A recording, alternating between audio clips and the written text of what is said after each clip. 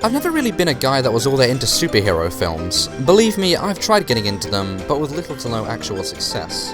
I often find myself bored and drained from watching these super predictable, superficial, and super heavily cliched showcases of whatever Marvel or DC are trying to outdo each other with each year. But what about superhero cartoons, huh? Cartoons are my jam, after all. I've heard a certain animated film has been praised as a Suicide Squad done right.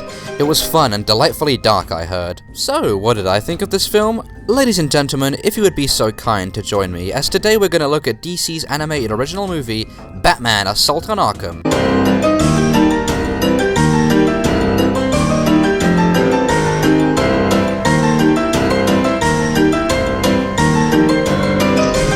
Okay, before we begin this thing, I just want to assure you, before anyone leaves any comments saying that I can't judge this film fairly because it is indeed a superhero movie, a genre I just stated I wasn't into at all. That I can't talk about my opinions on something because it's only a small portion of a franchise that clearly has a lot more lore and backstory than one 76-minute long animated piece can show off. But to that I say, nah mate. I thoroughly enjoyed the 2008 picture The Dark Knight with barely any knowledge of Batman and his insanely big cinematic universe. I also consider Teen Titans to be one of the best animated shows I've seen, period. And do you honestly think I read and watched every interpretation of Robin or Cyborg or Starfire prior to checking out that show? No! Of course I didn't, you numpty. So don't even come near me with the "it's part of a bigger story" excuse. Superhero TV shows and movies can be done really well.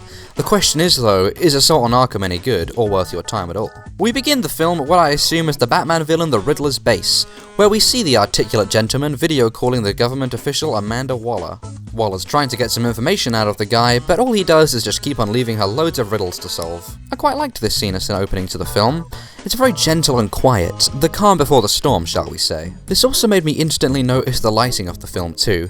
I'm not exactly an expert on how to describe lighting effects in animation, so excuse me if I explain this poorly, but all I can say is that I really like the way it looks here. It gives a nice crisp, polished look to each scene and works really well, particularly in the darker locations. It looks gloomy for sure, but the lighting always makes the scenes look very nice and clear without taking away from the aesthetic they were going for, especially on Blu-ray. Which yes, I did go out of my way to buy this thing on Blu-ray before watching it, because A, gotta put up the collection, boy, and B, I was looking around for something to give me the same impression as Teen Titans. Multiple sources claimed this was a good DC animated movie, so I thought, why not? After talking for a bit, Waller's gunmen show up to take the Riddler's information by force. But then... Holy crap, it's Batman! We get a fairly standard fight scene with the costumed hero of Gotham beating up generic gunmen.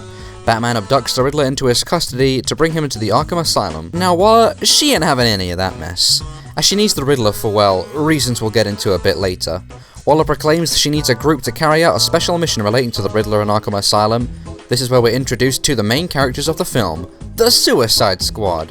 And no, not the Hot Topic Edgelord live-action ones. We have Femme Frozone, we got Aquatic Carrie, we got this guy I forgot was even in the movie 80% of the time. We've got Lame Australian Stereotype. You get one guess on what his trademark weapon is. We got that insane girl, the one that every 16-year-old either wants to sleep with or cosplay as.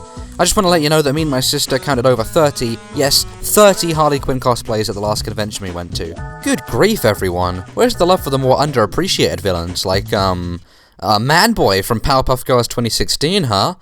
That guy's just the best, to be honest. And finally, the actual main character of the film, Deadshot, who gets taken down by this nerd. What a loser. These introduction scenes are pretty decent at showcasing some of the characters.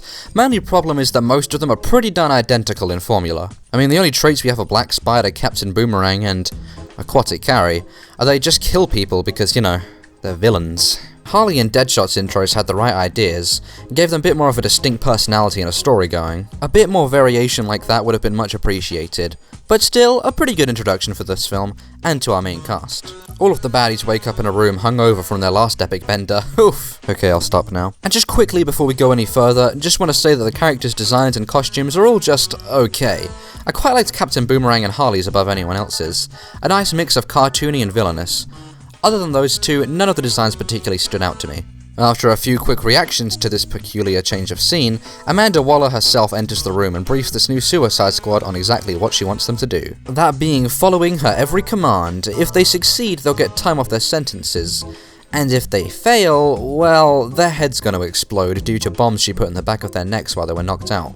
Russian tough guy I already forgot the name of says that Waller's bluffing. You know, this guy seems like a real rebel.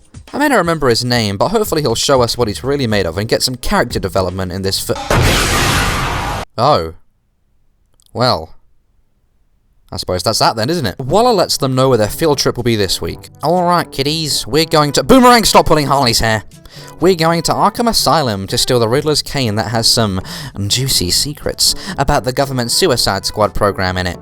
But even worse, the cane also contains an embarrassing snapshot of Deadshot at the Christmas party! Oh my gosh! This scene is the beginning of something that the first time watching this, I hoped was going to disappear. That relating to the character interactions between each Suicide Squad member. Now, one of the most important things in any movie with a team of misfits working together is how each character interacts with one another. Look at Teen Titans, for example. It has 5 very different kinds of heroes, But in many ways, they're the same. all working together for a common goal. Sure, the show had a lot of things going for it, but what kept a lot of the audience watching was seeing how all of these interesting characters reacted to different situations and each other. It's gotta flow well, it's gotta feel natural, and it's gotta be entertaining. Almost instantly, my hopes built up from the decent intro were starting to fade when all of the characters, the ones who were going to have us the focus of the movie, interacted with each other in such an awkward way. Each sentence felt super disconnected from the last, there were loads of unnecessary awkward silences, and the whole thing was just pretty uncomfortable to watch. I know this may seem a bit critical and a bit harsh for something so early on in the movie, and I wouldn't bring it up if this problem fixed itself later on, but to be honest, it just doesn't. Any sense of me rooting for these guys as a team is now non-existent, because their relationships with one another are so superficial and so minimal that I just couldn't care less. I personally think this factor hurts the film dramatically, which really sucks because they really had an opportunity to do this well with the material and characters they were given. Oh well, if I can't like them as a group, perhaps I can get enjoyment from them as standalone characters. To summarize, Deadshot is your typical, let's get the job done and go home because I'm too good for any of this guy. And Captain Boomerang is some Australian guy that really never lets you forget that he's Australian, and is the lamest one there. Harley Quinn is actually quite likeable in this film. She's mischievous, quite funny, and her reactions to most of the situations are often the most unique. King Shark is a big tough guy. That's about it, really. Oh, well, apart from he and another member of the crew, Killer Frost, have some sort of thing going on. If you know what I'm talking about. Black Spider, I forget exists because he does like, what, 2 things in the whole running time? The gang is shipped to Gotham by air, where we actually get some pretty entertaining and funny moments, mainly from Harley Quinn. Don't worry! I fell on my head! Huh, looks like we might just get those good standalone character moments after all. With a quick encounter with the famous Batman villain, the Penguin, we're shown that Deadshot has clearly taken on role as the leader of this group, with his logical quick thinking, in this occasion getting Harley out of a deadly situation. A decent way of establishing this guy's hustling skills in preparation for later encounters. Next we see the gang getting prepared for their outing to the asylum. Okay, now this happens a lot in the film. We're shown Deadshot looking at a picture of him and a small girl. I take it this part is supposed to be some kind of backstory for the guy and his relationship with someone seemingly innocent. Do they explain who this girl is in the film at all? No, they just kind of expect us to know who she already is, and I guess sympathize with Deadshot because of her. I could be looking at this the completely wrong way, but how was I supposed to know as a newcomer who this girl is, and why she's so important to Deadshot? It's not too big of a problem in my eyes, but I think it's something worth pointing out. Anyways, we're quickly soon after given an implied sex scene between Deadshot and Harley that mostly comes out of nowhere, for no reason than I assume to bump up the movie's age rating to give it the impression of being a super mature take on the Batman villains. Or it could be a way to try and show off Harley's spontaneous nature for initiating these actions and Deadshot's longing to connect with someone in the group. But hey man, your guess is as good as mine. Again, it doesn't really matter too much because it's forgotten as quickly as it's brought up. We soon find out that Batman is looking for the Joker, as the big bad clown has hidden a huge bomb somewhere in Gotham. He suspects Harley is in on this, completely unaware of the Suicide Squad's actual mission. Yada yada yada, more awkward line delivery and long silences. That gives me the chills. Ice puns? Really? And lickety split, what do you know? We're already in Arkham Asylum, a pretty interesting and elaborate location. Perfect with its many different rooms and functions for a story like this to take place. The squad will separately make their way into the asylum, but definitely not without any hiccups along the way. In fact, Harley and the disguised Deadshot run into the Joker, the baddest of the bad, the arch nemesis to Batman. The break-in sequence is nothing fantastic, but it does give us a few alright moments with a decent amount of tension. One thing I do want to talk about, however, is the Joker. Now, maybe my expectations are set a bit too high from the incredible Joker performance by Heath Ledger in the previously mentioned The Dark Knight, but the Assault on Arkham version of the Joker did fall a teensy tiny bit flat.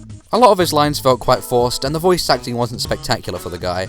Still a good villain by all means, I just find it hard to not make comparisons, as we've seen this role done so well before. If anyone was wondering who my favourite Suicide Squad member is, by the way, I'd have to say Captain Boomerang, honestly. He's so lame, such a stupid character, and has little to no regard for anyone around him. I think he's the perfect choice for this movie. Bloody hell. They all get deeper into the asylum when all of a sudden, Holy crap, it's Batman! another battle emerges, which again is pretty darn standard. It's just one-on-one punching and shooting matches against Batman.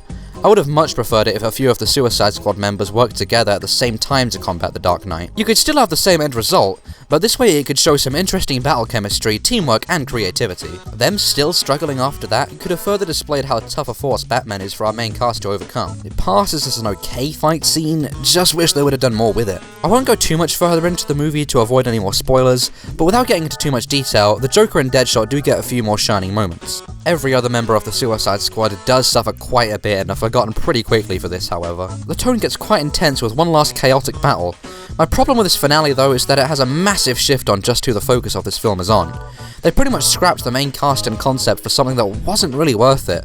You could say there was build up to this final fight, but I honestly don't think it was appropriate for a film about the Suicide Squad. You seem troubled tonight, sir. It's Harley, Alfred. She was acting odd.